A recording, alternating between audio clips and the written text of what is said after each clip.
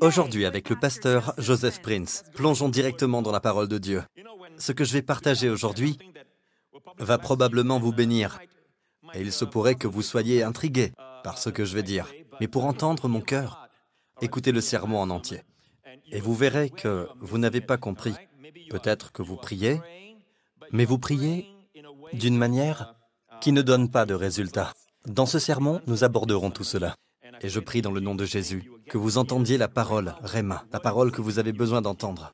Les gens parlent de la sainteté. Qu'est-ce que la sainteté? La sainteté est définie dans le grec par le mot agios et dans l'hébreu par kadosh. D'accord? C'est le mot saint en hébreu et en grec, dans l'Ancien et le Nouveau Testament. Littéralement, quand vous dites que quelqu'un est saint, ou qu'une chose est sainte, cela signifie que cette personne ou cette chose est mise à part pour Dieu. C'est ça le mot sainteté. Et il y a un principe très utile pour l'interprétation de la Bible. C'est la règle de la première mention. Quand un sujet est abordé pour la première fois, c'est qu'il y a une raison importante. Alors pour tout sujet mentionné pour la première fois, Dieu nous enseigne quelque chose. Et en général, la première mention d'un mot vous donne une idée de la façon de l'interpréter dans la Bible entière. Quelle est la première mention du mot saint? Quand le mot est-il mentionné pour la première fois dans la Bible? C'est en Genèse, chapitre 2. Et le 7e jour, Dieu mit un terme à son travail, et il se reposa. Dieu ne s'est pas reposé parce qu'il était fatigué. Dieu ne se fatigue pas. Le Créateur du ciel et de la terre n'est jamais là ou fatigué. D'accord? La fatigue fait partie de la nature humaine, de l'existence humaine. Dieu ne se fatigue pas. Dieu se reposa parce que son travail était terminé. Il se reposa de toute son activité le 7e jour.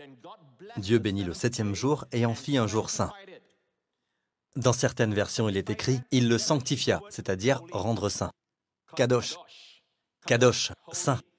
Parce que ce jour-là, il se reposa de toute son activité, de tout ce qu'il avait créé. Remarquez que la première fois qu'on utilise le mot « saint », il y a un rapport avec le repos. C'est en lien avec le repos. Le repos est la chose la plus sainte que vous puissiez faire. Le repos amène la faveur de Dieu. La première fois que le mot « grâce » est mentionné dans la Bible, encore dans le livre de la Genèse, la toute première fois que le mot « grâce » est mentionné dans la Bible, il y a une chose importante. Genèse 6:8 dit « Noé trouva grâce aux yeux de l'Éternel ». De toutes les personnes de la terre, Noé trouva grâce aux yeux de l'Éternel. C'est la première fois que le mot « grâce » apparaît. Et c'est en lien avec Noé. Qu'est-ce que cela révèle? Quand on ne trouve pas la révélation en surface, c'est qu'elle est probablement cachée dans le nom de Noé. Et le nom de Noé signifie repos. En d'autres termes, le repos trouve grâce aux yeux de l'Éternel. Plus vous êtes au repos, plus la grâce de Dieu vient sur vous. Quand vous œuvrez et travaillez, la grâce de Dieu ne vient pas sur vous. Je précise ici que quand je parle des œuvres et du travail, je ne parle pas de votre emploi. La Bible dit que chaque chrétien doit travailler, avoir un emploi rémunéré. Amen. Si quelqu'un ne travaille pas, Paul dit qu'il ne mange pas. Donc, je ne parle pas du travail physique, ni de l'emploi. Je fais référence à l'effort intérieur, à l'agitation intérieure que vous ressentez pour accomplir quelque chose dans votre vie. Ça, c'est mauvais.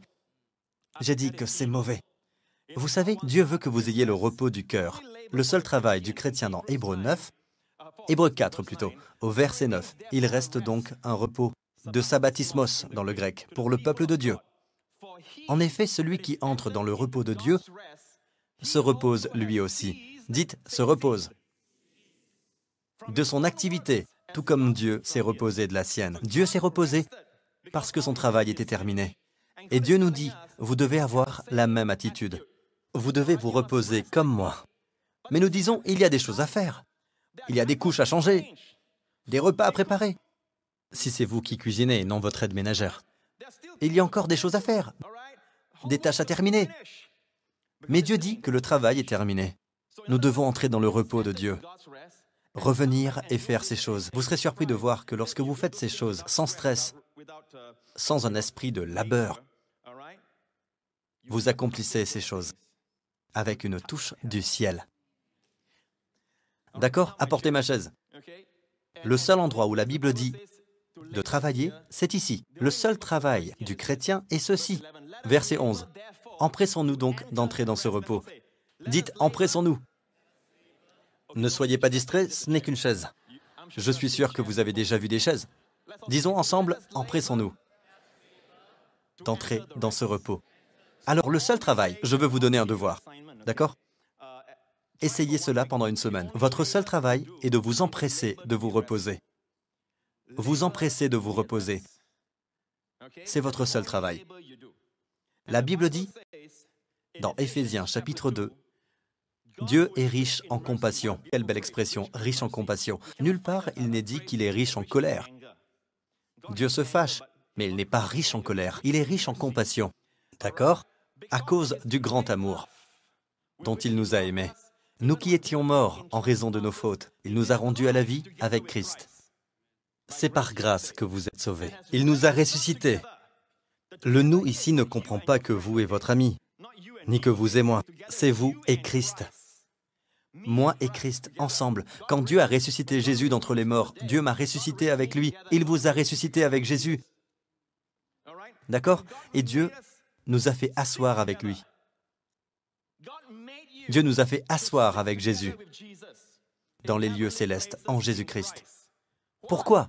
Afin de montrer dans les temps à venir l'infinie richesse de sa grâce. Les gens disent, quand Jésus reviendra, la dispensation de la grâce arrivera à son terme. La grâce n'arrive jamais à son terme. Lisez ici, afin de montrer dans les temps à venir l'infinie richesse de sa grâce par la bonté qu'il a manifestée envers nous en Jésus-Christ. Vous voyez, même dans les temps à venir, Dieu montrera encore la richesse de sa grâce. La Bible dit que nous sommes assis avec Christ, donc ceci est mon trône. Laissez-moi vous le démontrer. Ceci est notre position en Christ. Nous sommes assis avec Christ. J'ai dit assis. Qu'est-ce que ça veut dire? Le travail est terminé. Les prêtres de l'Ancien Testament, les prêtres d'Israël ne s'asseyaient jamais, car leur travail n'était jamais terminé. Quand Jésus a pardonné nos péchés, il s'est assis. Et nous sommes assis avec Christ. Vous savez où est le diable? Vous savez où est le problème qui vous tracasse en ce moment? Vous savez où ils sont? Regardez où est Jésus. Regardez Éphésiens chapitre 1, ici. Il l'a déployé en Christ quand il l'a ressuscité des morts et fait asseoir à sa droite, bien au-dessus de toute domination et de toute autorité, de toute puissance et de toute souveraineté et de tout nom qui peut être nommé, non seulement dans le monde présent, mais encore dans le monde à venir. Et il a mis, combien de choses? Il a tout mis sous les pieds de qui? De Jésus. Et il l'a donné pour chef suprême à l'Église qui est son corps, la plénitude de celui qui remplit tout en tout. Regardez ici. Où est Jésus? Bien au-dessus de Satan, bien au-dessus de toute maladie, bien au-dessus de toute malédiction, de tout manque dans ce monde. Il n'est pas juste au-dessus, il est bien au-dessus de toute principauté et puissance. Chaque nom, chaque nouveau nom de maladie, il est bien au-dessus de tout nom qui peut être nommé. Non seulement dans ce monde, mais dans le monde à venir. Il est bien au-dessus de tout. Mais où êtes-vous? Où êtes-vous? Nous l'avons vu dans Éphésiens. Où êtes-vous? Nous sommes assis avec Christ dans la même position. Maintenant, le diable veut croiser votre chemin et vous dire, que vas-tu faire face à cette situation? Que vas-tu faire avec ton adolescent? Que vas-tu faire? Et vous lui dites, voici ce que je vais faire. Amen. Il vous donne de faux symptômes dans votre corps. Vous faites, oh là là, je n'ai jamais senti cette douleur. Le diable dit, il faut faire quelque chose. Voici ce que vous allez faire. Diable, voilà. Cela veut dire quoi? Que je n'ai rien à faire? Tout a été fait. Vous le mettez au défi. Il vous dit que le travail n'est pas terminé. Il semble ne pas être terminé. On a l'impression qu'il n'est pas terminé. Une multitude de voix disent qu'il n'est pas terminé. Mais vous, vous asseyez et vous dites, il est terminé. J'entre dans le repos de Dieu. Quand vous le faites, quelque chose se passe avec vos problèmes. En passant, le diable n'est pas au même niveau que vous. Vous êtes assis avec Christ, qui nous a fait asseoir avec Christ. Dieu, qui est riche en compassion, c'est lui qui l'a fait. Oh, que j'aime ça. Il nous a fait asseoir avec Christ. Alors, où est le diable? Loin, et Christ est bien au-dessus de toute principauté. Alors, il ne voit que la plante de votre pied. Si nous avons des problèmes, Christ est le chef de toutes choses. Dieu a mis toutes choses sous ses pieds. Donc vous êtes au-dessus du problème qui vous inquiète. Vous êtes assis avec Christ. Est-ce que vous m'entendez? Vous entendez? Le diable fait tout ce qu'il peut pour vous enlever de cette position, car tant que vous êtes dans le repos, la bénédiction se répand sur votre vie. De bonnes choses se produisent. Gloire à Dieu. La victoire abonde. La première chose que fait le diable, c'est de perturber votre repos, vous enlever de votre position de repos. La seule chose à laquelle Dieu nous dit de travailler, c'est de nous empresser d'entrer dans le repos. Vous me suivez? Vous savez comment Dieu définit le mal? Chaque fois qu'on voit le mot « mauvais » dans le Nouveau Testament, vous savez comment Dieu définit le mal? Je vous donne un exemple. Qu'est-ce qu'un mauvais cœur? Regardez ici dans Hébreux 3. Faites attention, frères et sœurs, qu'aucun de vous n'ait un cœur mauvais et incrédule qui le détourne du Dieu vivant. Vous voyez le mot « mauvais » ? Il vient du grec « poneros ». D'accord? Poneros. Chaque fois que vous voyez le mot « mauvais » dans le Nouveau Testament, c'est le mot « poneros ». Un homme mauvais, une mauvaise chose, une mauvaise conscience. Dans Hébreux 10, c'est le mot « poneros ». Si je vous demandais de définir le mal, que diriez-vous? Quelque chose de méchant. Le mal est quelque chose de méchant. Méchant dans sa nature, dans son état. Vous savez quoi? Méchant est la deuxième définition du mot poneros. Ce n'est pas la première définition. La première définition de mauvais dans le Nouveau Testament est la suivante. Rempli de travaux. Rempli de travaux, de labeur, de mécontentement. Malmené et harcelé par les travaux.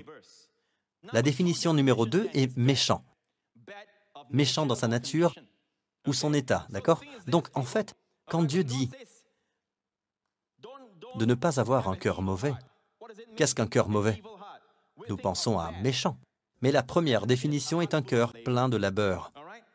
Regardez ce cœur mauvais, rempli de labeur, qui essaie d'arranger les choses. Pasteur Prince, ce n'est pas mauvais que les gens aient un cœur de labeur. Non, c'est dangereux. C'est dangereux. Comme la chanson. Ah, oubliez ça. Cela détruit la protection que vous avez. Vous savez, la Bible nous dit que Job a beaucoup souffert pendant environ 9 mois.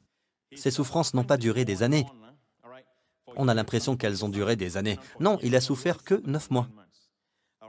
Mais Job est un cas unique.